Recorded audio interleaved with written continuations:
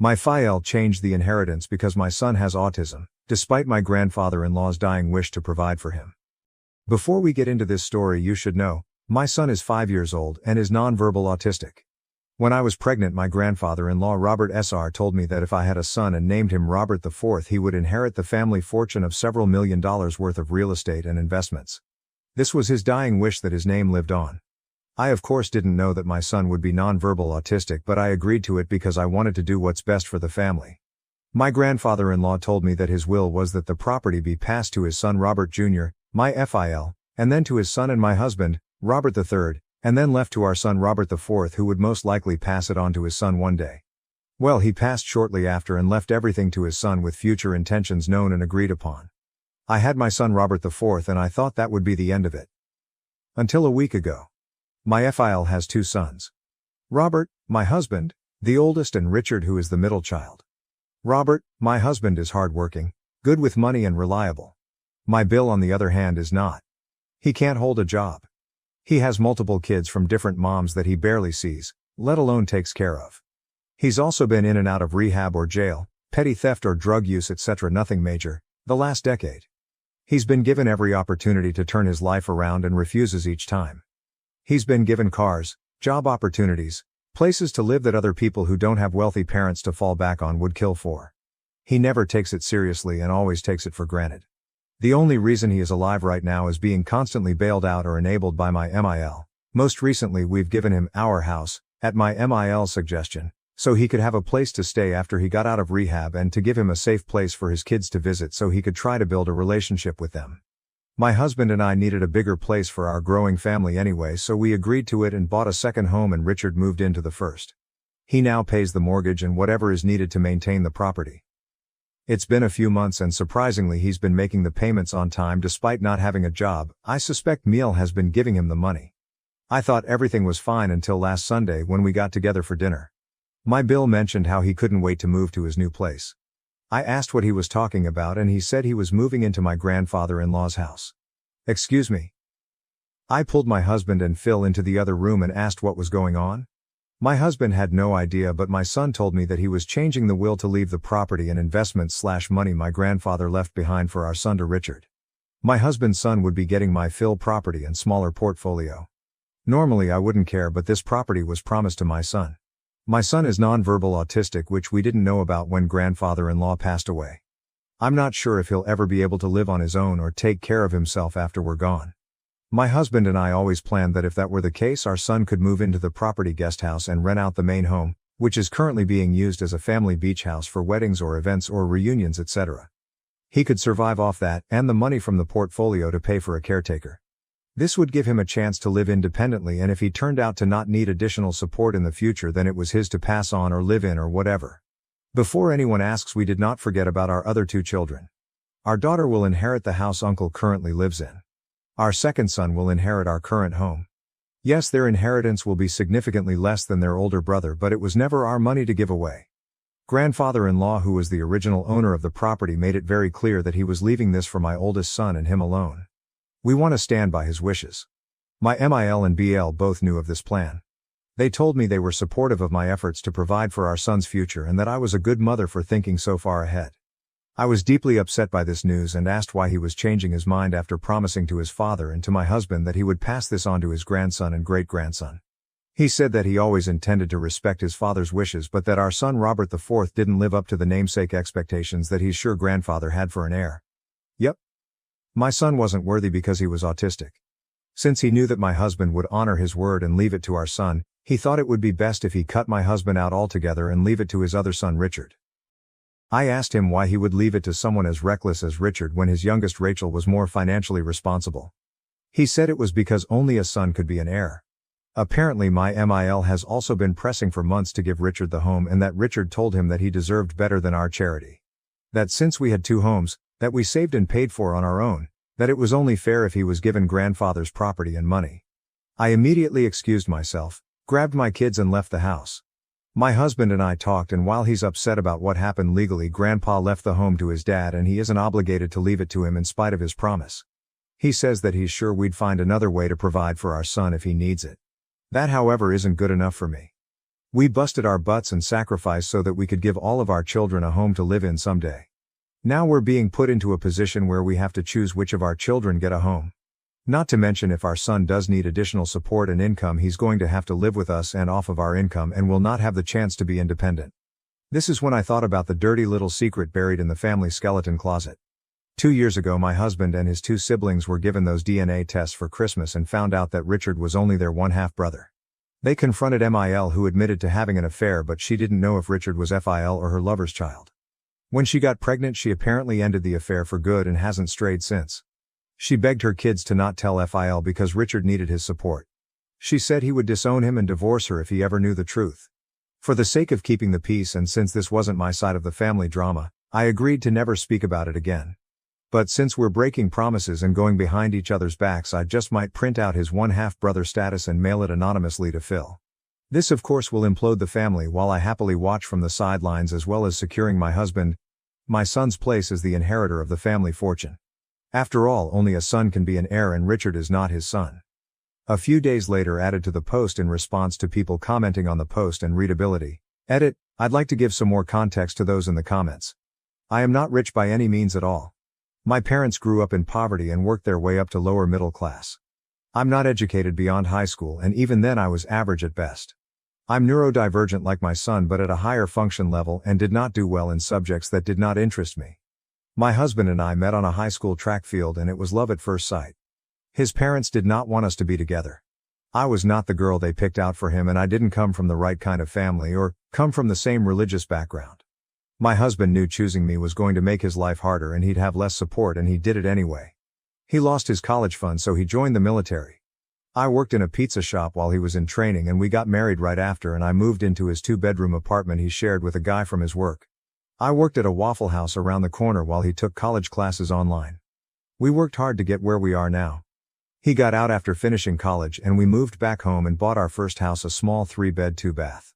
I want to point out that in the first 5 years of our marriage, while they didn't accept me, they were never mean or rude to me. They called their son regularly. They were always cordial about me and asked how I was, and always sent gifts on Christmas and our birthdays. After we moved back and they actually got to know me, we became a lot closer. I also converted to their religion, and I felt like they were starting to accept me, and when I got pregnant with our son, I was officially a part of the family. I did not see any reason to not trust them or believe them when my grandfather-in-law asked me to name my son after him. My husband is a very sincere and honest person, so when he told me they were serious, that's all I needed to hear, and I agreed to it for the sole purpose of securing a better future for my son. I wanted to name my son after my own father and grandfather, and they knew that, and it was incredibly difficult to go to my dad and tell him I changed my mind and he wouldn't be named after him but instead after my husband and father-in-law. I could tell he was disappointed, but he agreed that I was doing the right thing for our son. So for them to put me through that, robbing me of the chance to pick the name for our firstborn under the promise of he will want for nothing, and then to snatch it away because he wasn't the kind of namesake you wanted, because he was autistic, because he wasn't the perfect heir they imagined, and they expect me to bite my tongue and be okay with my son being screwed over. Hell no. We're going to be visiting my extended family for the summer next week.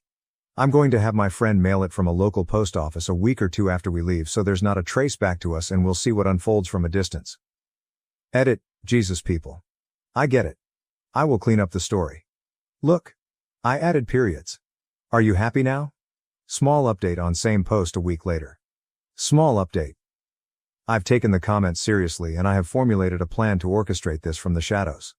So far I've executed steps 1 and 2. My mill has 2 sisters. One lives only an hour away and has a drinking problem and loose lips after she's had a few. I figured if anyone had dirt on who Richard's biological father is, it would be her. I dropped by unexpectedly at Great Auntie's house with a nice bottle of tequila, and after a few she was in the golden state of being sober enough to accurately spill the tea but drunk enough to forget telling me. I've got a name and that he was local to the area. I've decided to hire a PI whom I just got off the phone with. I've asked him to find the guy and let me know when he does. I'll update with the next step once he's been found. Final update on same post a month later. Final update. I apologize for making everyone wait so long to close this saga. I was visiting my family when one of my children got very sick and was hospitalized for a week. They are doing well and we are home now and will be getting surgery to correct the problem soon, so there is no need to worry on that end. That being said, up until a few days ago my entire focus was on my child and their well-being, so I put all of this on the back burner. I found Richard's biological father fairly quickly via PI and requested that he collect an item with saliva on it and send it to a company with Richard's toothbrush I stole while visiting a few weeks ago before I left to see if they were in fact a paternal match before I put my plan into motion. I received confirmation via email and requested Richard's father's address from my PI and got to work. I called my friend and told her to expect a package in the mail and asked her if she could open it and put the sealed, addressed and stamped envelope in the mail for me, and she agreed. Inside that envelope was a letter I typed and printed from the hotel office area claiming to be my MIL and that I recently found out via DNA testing kit that my husband wasn't Richard's father and that the only other man it could be would be him. I told him that I had hired a PI to collect his DNA so that I and he had 100% proof of his paternity to Richard and the DNA was a match. I told him Richard wanted to meet him at least once so he could have some closure and offered him a large sum of money if he could make this happen. I then created a fake email account with my MIL name and told him if he was interested to email me. I also included the DNA test and paternity test results. A few more days passed and I had an email agreeing to meet. I emailed him telling him to come by my in-laws' house at the regularly scheduled weekly family dinner time. I told him that my husband was aware of the affair and has chosen to forgive me and that he will be present at the meeting to ensure that nothing happens between the two of us, and once Richard has closure my husband will write him the check and he is to leave and not contact me again. He told me that he understands and agreed, but that if Richard wanted to continue a relationship with him he would do it. He never had any children of his own when he was younger and was excited to learn he had a son. I told him that was Richard's choice but to never contact me or my husband again. I also told him to bring the paternity and DNA tests with him as Richard wanted to see them and I didn't have any extra copies. I gave him specific instructions to not knock or ring the doorbell since my daughter gets notifications on her phone when someone rings and she didn't need to know about him unless Richard wanted her to. I told him the door would be unlocked, it always is for family dinners, and we would be waiting in the dining room. In order to spare Rachel from being dragged into this any more than she has. I called her a few days earlier and told her that I had bought tickets to a show happening on the same night as the family dinner and had forgotten about them before I went on vacation and asked her if she and her husband would like the tickets. She said yes and thanked me and I went online and purchased 2 tickets and then texted them to her. The only wrench in my plan I didn't anticipate was being in the hospital with my child at the time that all hell broke loose. I was in the hospital with them for about 3 days while my husband was at the hotel with our other 2 when he got the call from FIL. Mill's affair partner shows up as scheduled with the DNA and paternity tests and thanks my MIL for arranging this meeting. He apologizes to my FIL for what he did so many years ago and that he hopes he can forgive him someday and then hands the papers to my FIL. He then goes to Richard and tells him he's so grateful that he wanted to meet him and asked if he had any questions for him. Mill doesn't say a word and is completely frozen and Richard has no idea why this man is shaking his hand trying to hug him as FIL is frantically flipping through the papers. Boom. FIL starts screaming and cursing and comes to Richard's bio father to hit him when Mill comes in between them and starts begging for forgiveness and that it was so long ago and she hasn't seen him in 20+ years, etc. FIL screams at bio father to get out before he kills him and bio father takes off out the door. FIL flips his shit and calls MIL a lying wait zero re and to get out of house and to expect divorce paperwork from his attorney, and she drops to her knees begging him not to do this and to think of Richard. FIL then turns to Richard and tells him that he's relieved that a lying stealing POS drug addict was never his son and tells him to get out and take his ex-wife with him. He then storms out of the dining room and starts packing all of MIL things and throwing them in the hall by the front door. Richard eventually takes his sobbing mother off the floor and leaves. After they're gone, FIL called my husband and told him what happened, followed by Richard. Richard says that Mill is with him at our house he's renting. He then demands that my husband abandon me and our sick child and fly home so that he can talk to his dad and fix things, and that he doesn't want Mill living with him when he moves to his new house. My husband tells him no, that he will come home as scheduled and talk to FIL then and hang up. My husband then calls me and tells me what has happened and I ask him what he wants to do. He says he's okay and right now we're just going to focus on our family and we'll deal with this when we get home, and we turn off our phones until then. We get home and I have a million missed calls from everyone. BL got drunk and showed up at FIL house later that night demanding he take her back and that she's his wife not his and it's his job to take care of her and that there isn't room for her at his new house. My FIL, as predicted, tells him that there is no new house now or ever, that only his son will ever inherit that house and to get out. BL then punched Phil and Phil called the cops and had him arrested. FIL froze all of the bank accounts so Miel couldn't bail him out. SIL finds out about this the next morning when Mill calls her freaking out that Richard never came home the night before and FIL has blocked Mill's number so she can't call him. Rachel calls her dad and tells her what happened the night before and that Richard is in jail. Rachel then lets it slip that she already knew. He then asks if Richard or Mil knew and she tells him that they did and he told her he was disappointed that he didn't tell her the truth before and hangs up. Rachel called Mil and told her Richard was in jail and Mil tried to bail him out but couldn't because her cards were frozen and Sil asked her husband if he'd bail him out but he refused since her father and his father are business associates and that he's not going to get involved and that was that. Richard was in jail for a few days on assault charges when we got home and got caught up to speed on everything that happened. My husband went and bailed Richard out, solely for his niece's sake, and gave him a ride back to our rental home. He then went to FIL house so they could talk. FIL asked if he knew and my husband told him he did. Phil asked him why he didn't tell him the truth and my husband told him he wanted to but that his mom begged him not to and that she was sorry and that it would never happen again and that he wanted to protect both of them and his siblings from the pain of a divorce. FIL told him he understood and that his mother shouldn't have put that burden on him and that he doesn't know what he would have done if he was in his position but that he forgives him. He told Phil he bailed Richard out and Phil says he doesn't care and that my husband can be there for him as his brother but he's done having him for a son. He says that Richard knew for years that someone who wasn't his father had bailed him out and taken care of him again and Richard never appreciated it and that he was done. He asked Phil if he was really divorcing his mother and he said he was. If she had told him about the affair when it happened they maybe could have worked past it but she lied to him for decades and he can't forgive that, and he can't forgive that she passed off another man's child as his son. He's done with her and never wants to see either of them again. He then apologized to my husband about the house and that he knew it was wrong and that all of this has reminded him about the importance of keeping your vows or promises. He would have his attorney correct the will to its original state before filing divorce proceedings. FIL and Mil signed a prenup with an infidelity clause so she will get nothing she didn't come into the marriage with so she cannot interfere with the will or the house anymore. He did however request that my husband honor his request and not allow Mil or Richard access to the property. My husband agreed but said that he still needed to make sure that his mother was taken care of. Regardless of what happened she's still his mother. FIL then offered to build a Mil suite at our rental home with Bill so she could have somewhere to live and someone could keep an eye on Richard and his kids. My husband asked if he would drop the charges against Richard for the sake of his kids and my FIL said he'd see what he could do about it. My husband thanked him for talking to him and that he'd see him again once our child was feeling better. My husband called my Mil who is still a wreck and told her what they talked about and about her moving in with Richard and she's lost it. My husband then reminded her of their prenup and that he had kept her secret for as long as he did and now he needed to stand with his dad and she reluctantly agreed.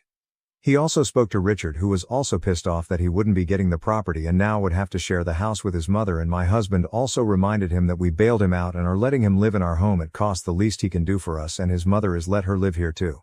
He also reluctantly agreed. Finally my husband called his sister to see how she was doing. She and FIL had a long talk and they're doing okay. He was disappointed that neither Rachel or my husband told her the truth and that hurts but that he still loves her and that he will always be there for her but that he just needs some time to work through things and he's going to call her and my husband when he's ready for us to have a family dinner again, but that we'd be going out to eat from now on. My husband and I had a long talk about how he feels and he says he feels good getting the weight off his chest and having it out in the open. He feels bad about his mom but that she made her choices and has to stand by them and that he will make sure that she is taken care of if Richard drops the ball. We aren't sure what that looks like yet but we'll cross the bridge when we get to it. I asked him how he felt about the will being reinstated and he said that he's relieved that we don't have to worry our son anymore and that he's grateful that everything worked out the way God intended it to.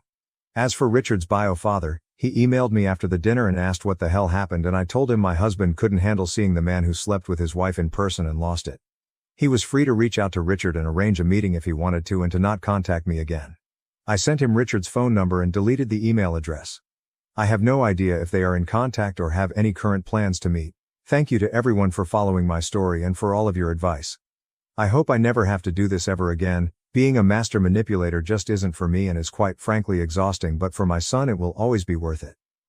After refusing to babysit my stepsister's kids, my dad threatened to cut me off, leading to uncovered family secrets and strained ties. I'm Sophia, 28F, and I've been dealing with some family trouble recently. My parents split when I was 10, and it was not a good experience. My mother moved out, and I lived with my father for several years. It was only the two of us. We were close, and I assumed we told each other everything, but as I got older, I realized there were many things my father withheld from me. When I was 16, my father introduced me to Linda, 50F. They had been dating for a time without informing me.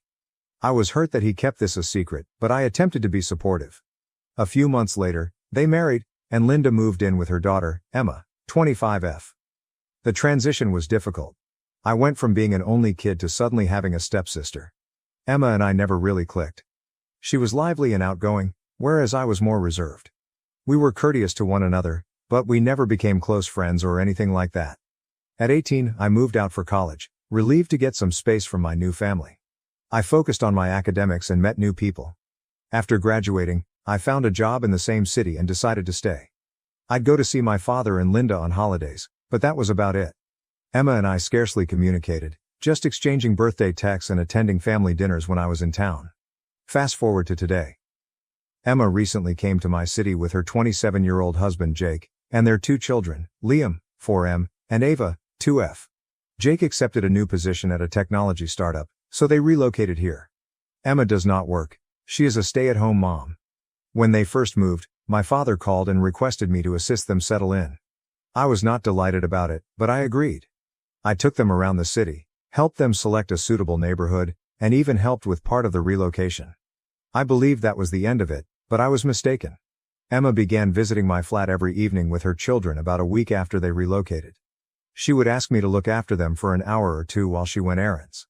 I initially accepted because I wanted to be nice, but it soon became a daily occurrence. I worked from home as a graphic designer, and while I was finished with work by the time she took the kids off, I value my alone time in the evening. I utilize that time to relax, work on personal projects, or socialize with friends. The kids are okay, but I'm not really a kid person. I don't know how to keep children entertained, and being around them always makes me nervous. I reminded Emma several times that she needed to hire a babysitter, but she always had an excuse. "It's just for today," she'd remark. "I'm still getting used to the city." I started to suspect she was taking advantage of me. Last Friday, I had planned to go out with my pals. We were celebrating my best friend's promotion, which I'd been looking forward to all week. I told Emma in the morning that I would be unable to watch the kids that evening.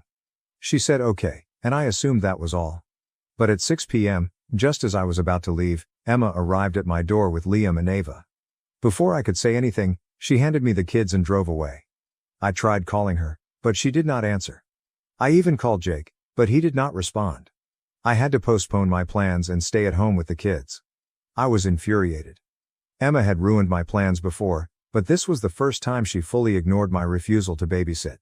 I was trapped with the kids until 9 p.m., when Emma arrived to pick them up. When she arrived, I challenged her regarding her behavior. She pretended it was no big deal and claimed she had an emergency. When I pressed her for information, she was unclear and evasive. I warned her that this could not happen again and that she needed to get a proper babysitter. Emma became enraged and stated I was being selfish, and that families should assist one another out. That is when I lost my temper. I told her that we were not truly relatives. I explained that just because our parents married doesn't mean we had to be close. I informed her that we had scarcely spoken in years before she moved here, and now she was acting as if we were best friends. I told her I was done babysitting and that she shouldn't bring the kids over until invited. Emma left in tears. I felt awful, but also happy that I had finally established a clear boundary. I believed that was the end of it, but I was mistaken.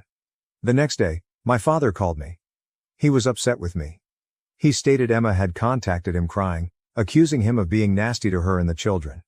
My father told me that I should apologize and continue to babysit Emma. He said that this is what families do for one another. I attempted to convey my side of the situation.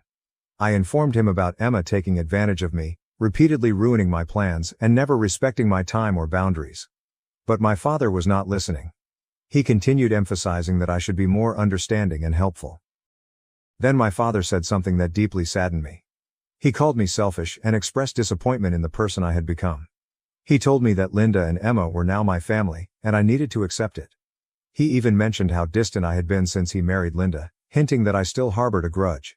I was shocked.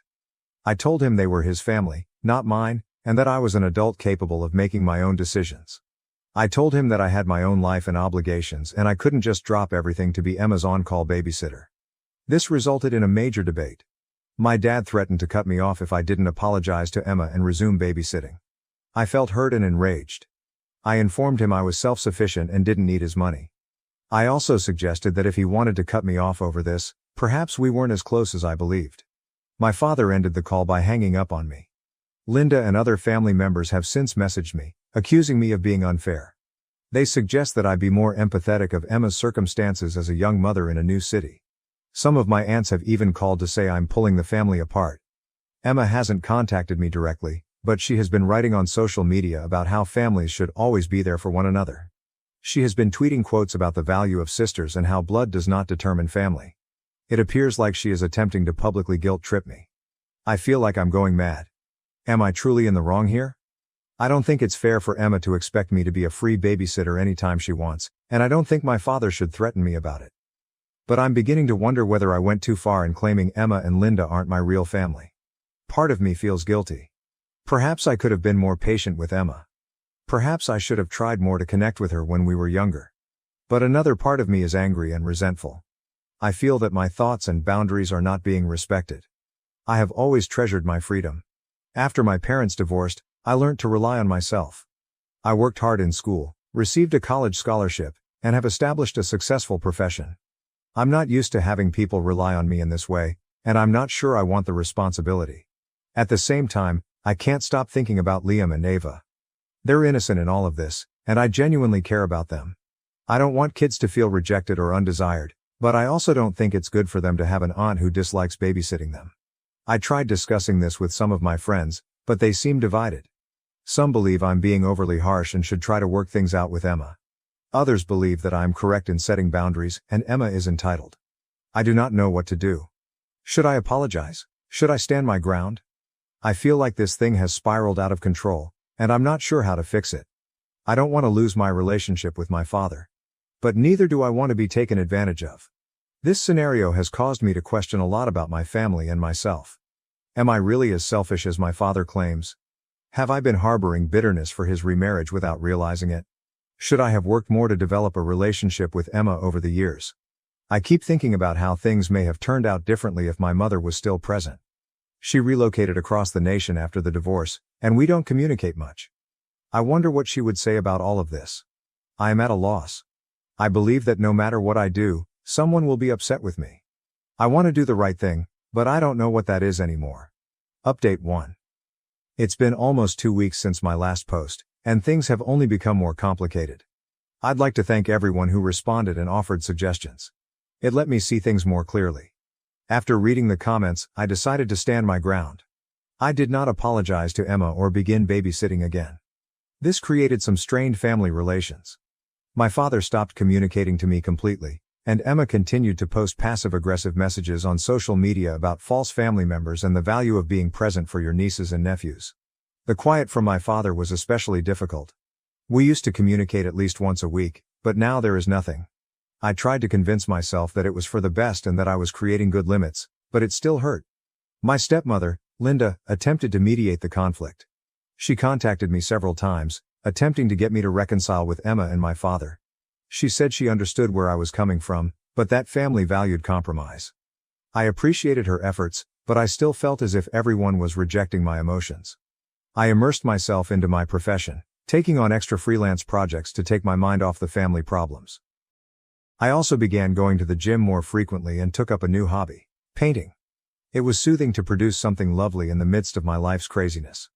However, something unexpected occurred last week, which changed everything. I was in a neighborhood coffee shop working on a project when I overheard a familiar voice. It was Jake, Emma's husband. He was seated at a table with a woman I did not recognize. At first, I assumed it was a work colleague, but then I noticed Jake reach across the table and take the woman's hand. They spoke in quiet tones and looked at each other in a way that indicated this wasn't a nice meeting. I couldn't believe what I was witnessing. Jake was supposed to be at work, not having what appeared to be a love encounter with another woman. I sat there frozen, unsure what to do. Shall I confront him? Should I snap a photo as proof? In the end, I did not do either. I silently gathered my belongings and exited the coffee shop. I went home, my thoughts racing from what I'd just watched. I did not confront Jake. I wasn't sure whether I should tell Emma. Will she believe me? Our relationship was already fragile, and accusing her husband of adultery might only make matters worse. I chose to sit with the information for a day and consider what to do. The next evening, Emma called me. I almost didn't respond, assuming it was another attempt to guilt me into babysitting. But something prompted me to pick up. Emma was in tears and asked if she could come over. I consented, believing she might have learned about Jake. When she came, She was a complete wreck. Her eyes were red and puffy and she appeared to have not slept for days. But it was not about Jake at all. Emma admitted she had lied about running errands when she left the kids with me. She acknowledged seeing a therapist for postpartum depression and anxiety. Emma broke down while telling me her experience. She has struggled since Ava's birth, feeling overwhelmed and inadequate as a mother. She hadn't told anyone in the family because she felt humiliated and terrified of being judged. She left the kids with me during her therapy appointments. I was stunned. I felt a range of emotions: pity for Emma's situation, rage that she had deceived and taken advantage of me, and regret for how harshly I had judged her. I told Emma that, while I realized she was going through a difficult period, it was unacceptable for her to lie and dump her children on me without notice. We spoke for hours. Emma apologized for her conduct and for not being open about her issues. She promised to hire a proper babysitter for her sessions. I informed her that, while I couldn't be a regular babysitter, I would be happy to assist out on occasion if she gave me advance notice. As we spoke, I began to view Emma in a new light. I learned that despite her seemingly wonderful life, she struggled just like everyone else. It made me reflect on how little I understood about her life and how quickly I had judged her. Emma also discussed her emotions of loneliness after moving to the city. She stated she was thrilled to be closer to me, believing we could finally have the sisterly bond we had never had. She said she had pushed too hard and too quickly, and she apologized for not respecting my boundaries. I also conveyed my own feelings. I told her how I felt left out after Dad remarried and how I battled to fit into our new family dynamic. We chatted about our childhood, sharing recollections and opinions that we had never discussed before. Just as we were beginning to restore our relationship, I was faced with the decision of whether to inform Emma about what I observed with Jake. I debated the option, but in the end I chose to be honest with her. I gently informed her what I had seen in the coffee shop. Emma's reply was not what I expected. She didn't appear astonished or outraged. Instead, she became extremely silent before saying, "I know about Jake's meetings. It turns out that the woman Jake was meeting is his half-sister. Jake was adopted as a baby and had lately discovered his biological family. He had been meeting with his half-sister in secret since he was not ready to inform Emma or the rest of the family. He was concerned about how it may affect their family relationships, particularly with his adoptive parents. I was happy Jake was not cheating, but I was also frustrated by our family's concealment. I told Emma that all of this, her treatment, Jake's meetings, could have been avoided if everyone had simply been honest from the start. Emma agreed and said she'd speak with Jake about being more open with the family. She also pledged to be more open with me in the future. We concluded the evening on a brighter note than we had in weeks. The next day, I called my father. I informed him about Emma's troubles and how we had worked things out. I also told him that, while I was willing to have a relationship with Emma and occasionally help out with the kids, my limits needed to be respected. To my amazement, my father was understanding. He apologized for his reaction and acknowledged that he had put too much pressure on me. We promised to improve our communication and respect each other's boundaries more. We also talked about the past, including how his remarriage affected me and how we had grown apart over time. It was a challenging conversation, but it seemed like we were finally confronting topics we had been ignoring for too long. Things have calmed down, but I still feel like I'm walking on eggshells. There are numerous secrets and unsaid concerns in our family. I'm glad Emma and I were able to sort things out, but I have a feeling there will be more trouble. I'm trying to stay positive, but I'm also bracing myself for what might happen next. This entire experience has made me realize how little I knew about my family members. It's made me ponder what additional mysteries lie beneath the surface. For the time being, I'm working on gradually restoring my connections with Emma and my father. It's not easy, and there are still periods of tension, but it appears like we're headed in the right path. I'm discovering that family connections are complicated, and communication and honesty are essential. I'm also trying to strike a balance between being present for my family and preserving my own boundaries. It's a work in progress, but I'm hopeful that we can be family without compromising our distinct wants and identities. Update 2. It has been approximately a month since my last report and I wish I could say that things have improved, but they have not. In reality, things have gotten a lot worse. Remember how I started to feel like more drama was about to unfold? Well, I was correct, but I could not have foreseen what happened next. Emma called me last week, frantic. She was in tears and hardly intelligible. When I calmed her down, she informed me that she had received some horrible news. Jake hasn't simply met his half-sister. He's had an affair with her. Emma grew suspicious of Jake's numerous meetings and decided to follow him. One day, she noticed him meeting the woman at a hotel rather than the customary coffee shop. She approached him, and he confessed to the affair. He attempted to excuse it by claiming that he felt a connection with his half-sister that he had never had before, but Emma was understandably appalled and devastated. I was shocked. I felt bad for not pressing harder when I initially saw Jake with the woman. I attempted to console Emma as best I could over the phone, but she was distraught. She explained that she was leaving Jake and asked if she and the kids could stay with me for a bit. Despite our previous disagreements, I couldn't send her away in her time of need. I agreed to let them stay. Emma and the kids moved in with me the next day. It's been a tough transition. My flat isn't really designed for 2 young children, and Emma is still really emotional. She alternates between tears and aggressive outbursts. I'm trying to be supportive, but it's taking its toll on me. To make matters worse, Jake has been bugging Emma with continuous phone calls and messages. He's even popped up at my flat several times, causing havoc in the corridor. I had to threaten to contact the police to get him to go.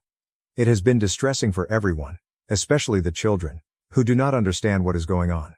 Another explosive went off in the midst of the mayhem. My father contacted me, seeming anxious. He said he needed to tell me something important and asked if he could come over.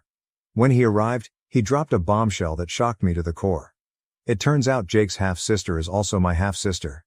My father admitted to having a brief romance with Jake's biological mother years ago, before meeting my stepmother. This woman gave birth to a daughter, who Jake has been having an affair with. I was stunned. I couldn't believe what I heard. My father had held this secret for nearly 30 years. He stated he only found out recently when Jake's half-sister took a DNA test and it matched some of our family members. My father got in touch with her and learned the truth. I felt as if my entire universe was crumbling. Everything I believed I knew about my family was a lie.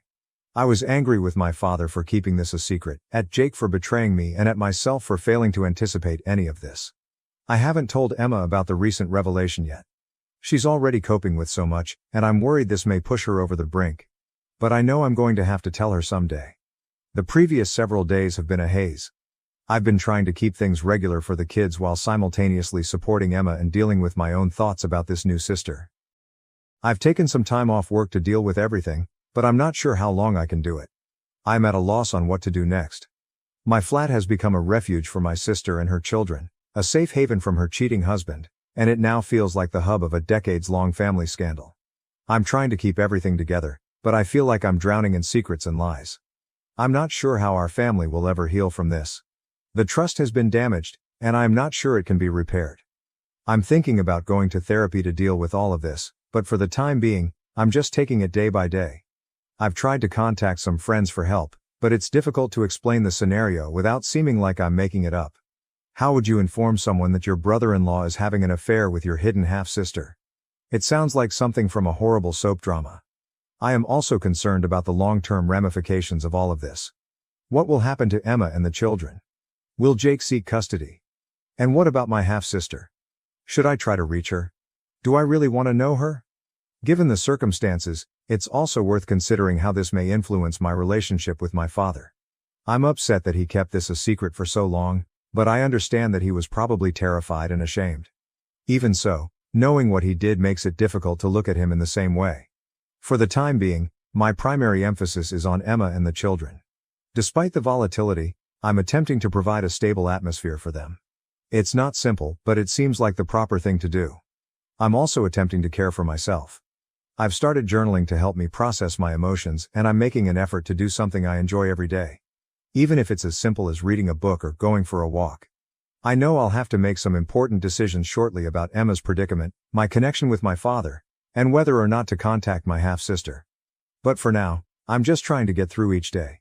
If anyone has been through something similar and has any suggestions, I'd be grateful. This entire scenario is daunting, and I could use all of the help I can get. Update 3. It's been 3 months since my last update, and much has changed. After the shock of the discoveries subsided, we had to cope with the aftermath. I eventually told Emma that Jake's affair partner is our half-sister. She was devastated all over again, but it also provided her with the necessary closure. She sought for divorce and received a restraining order against Jake. The legal procedure has been messy, but Emma is sticking firm. Emma and her children remained with me for approximately a month before she found a tiny apartment of her own. She began working part-time at a local bookstore and is gradually reconstructing her life. This experience has actually brought us closer together. I occasionally help her with the kids, but only on my terms, and she respects my boundaries. We haven't contacted our recently discovered half-sister. We aren't ready for it yet, and I'm not sure we ever will be. The circumstances of her existence, as well as her acts with Jake, make it difficult to consider having a relationship with her. My relationship with my father has been strained. I was upset with him for hiding such a significant secret for so long. We've had several lengthy, painful discussions on trust, honesty, and the consequences of his decisions. He has been visiting a therapist to deal with his shame and learn how to regain trust with his family. It is a slow process, but we are making progress. I've started visiting a therapist to deal with all of my inner problems. It's helped me go through my feelings and set reasonable boundaries. I am learning that it is acceptable to prioritize my own mental health and well-being, even when family members are in crisis. One unanticipated result of all this is that I've reconnected with my mother. After everything came out, I contacted her because I needed someone to talk to who wasn't personally engaged in the situation. We've had some wonderful discussions and she's been a source of comfort throughout this. We're striving to restore our relationship and it's been great to have her back in my life. I've also made significant changes in my life. I decided to take a sabbatical and travel. I needed to go away from the family drama and rediscover myself. I'm writing this post from a modest cafe in Europe, where I've spent the last month. This distance has helped me gain perspective. I've come to learn that, while family is important, it is not everything. People who genuinely care about you will respect your boundaries and will not pressure you to sacrifice your ideals or well-being. I don't know what the future holds for my family. The lost trust will take a long time to recover, if at all. But right now, I'm focusing on myself, healing and growing. I'm learning to define family on my own terms and surround myself with people who bring happiness into my life. Emma and I communicate regularly. She's doing better now, focused on her children and her new career. The divorce proceedings are ongoing, but she's managing them with strength I didn't know she possessed. We are arranging a trip with the kids next summer, something to look forward to. Jake, as far as I know, has left the city. His affair with our half-sister ended horribly, and he's been attempting to reconcile with his adoptive family. I don't know all the specifics, and honestly, I don't want to. My father and I are progressively restoring our relationship. We talk once a week, and while things haven't returned to normal, they're improving. He's trying to be more open and honest, not just with me, but with everyone in the family. This entire event has taught me a great deal about resilience, forgiveness, and the value of honesty. It has also taught me that it is never too late to establish boundaries and prioritize your own well-being. Thank you to everyone who has followed my tale and offered advice along the way. Your support has meant more than you realize. If there's one thing I've taken away from this, it's that life may take you by surprise in unexpected ways.